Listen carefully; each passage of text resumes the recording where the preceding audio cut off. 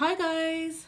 In today's video, I'm going to be giving you some general advice on how to survive uni. Now this is based on my personal experience. In no way, shape or form am I claiming that it will work for everybody. But if you can take anything from my experience, then great. Okay, so let's start off with tip number 1. Meet new people. Go out, meet new people, join societies. You know, it's really important that you make the most of your opportunities. You can meet some of the most amazing people in university, and in some cases they can be your friends for life.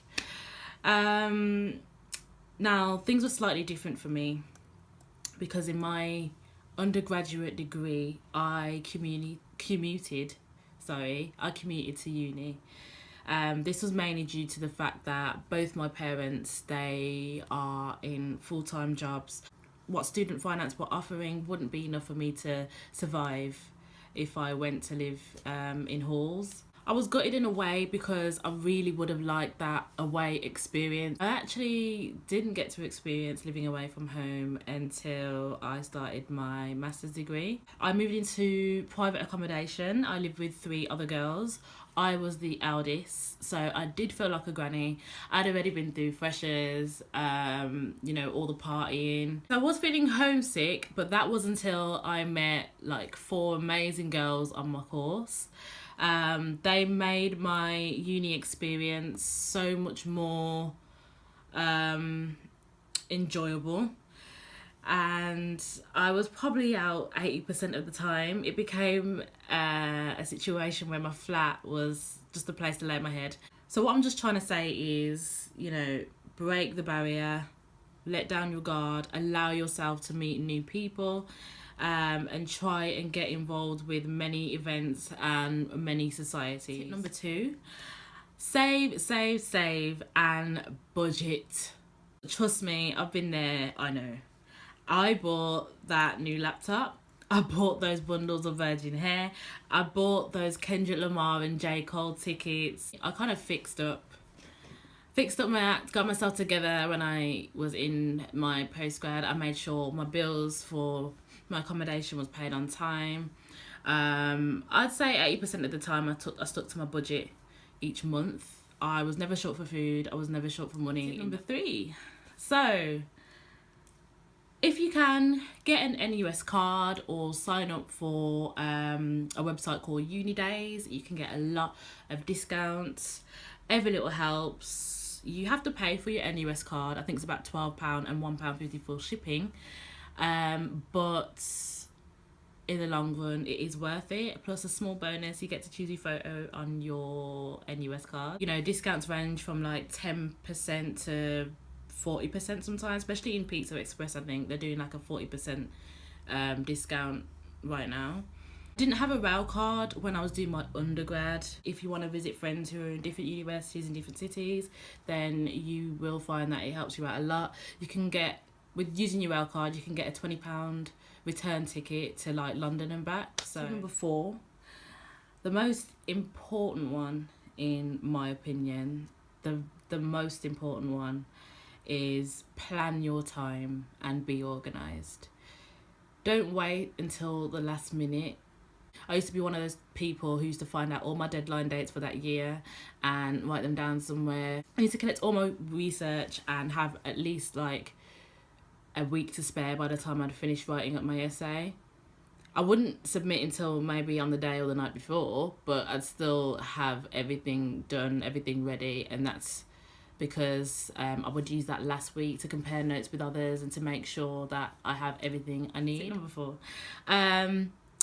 Now, for exams, things are a bit different because in both the universities I've been to, they won't give you your exam timetable until maybe like a month before or 2 months before. So my undergrad degree, I didn't try as much as I could have.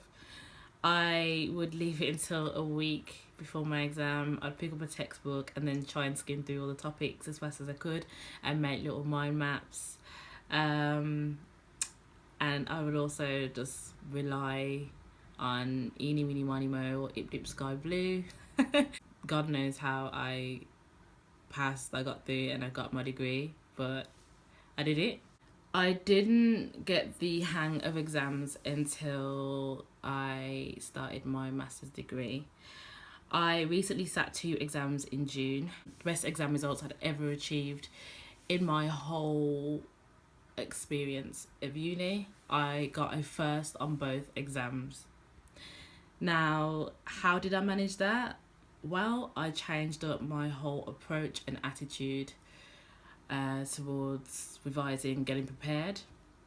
A month before the exam, I went out and bought new revision books, new highlighters, colourful pens, etc. I downloaded the list of revision material, so all the topics I had to revise.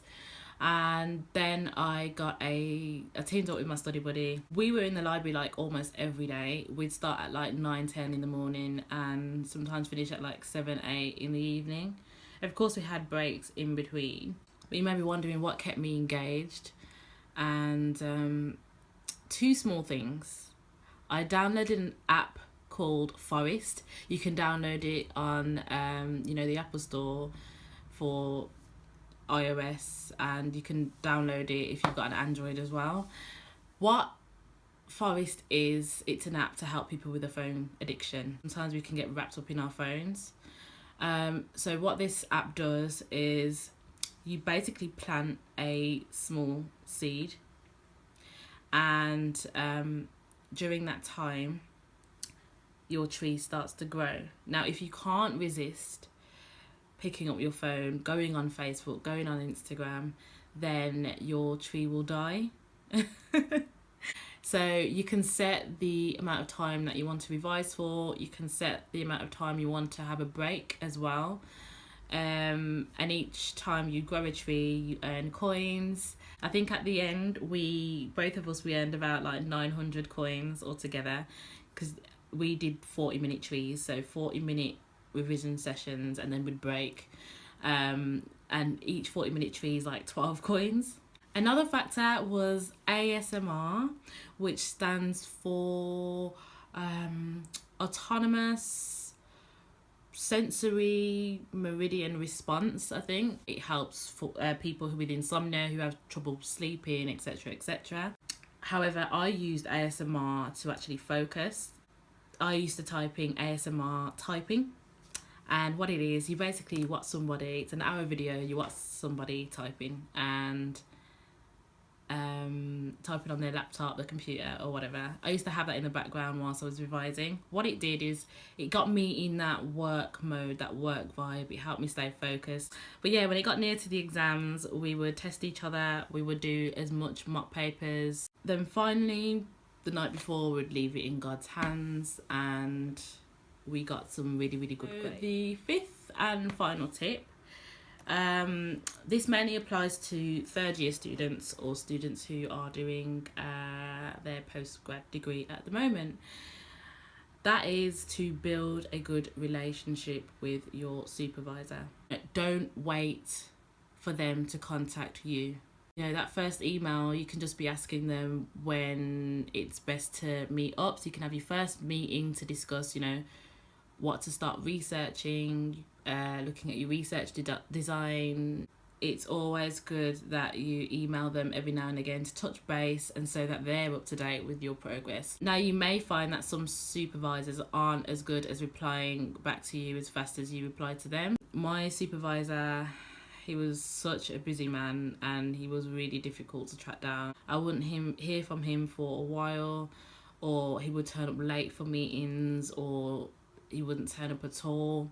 I went above my supervisor. I spoke to the course leader, and she helped me out so much. Eventually, just in the nick of time, I did get in contact with my supervisor, and we had regular meetings, and he helped me to the very last moment until I submitted my dissertation. I never showed that I was angry, and that was because I knew that I would need him at some point. I actually did need him. He wrote my reference, which helped me when I had to apply for my master's degree. So yeah, what I'm trying to say is always keep a good relationship with your supervisors and all staff, all lecturers really, because you never know when you may need them again. To wrap this up, I just want to say that uni is a once in a lifetime opportunity. Take advantage of it. Make sure that you are wise with your planning, your finances, or any other uni related decisions. If you did enjoy this video, if it was helpful to you, then please like, comment and subscribe, and I will see you in my next video. Bye.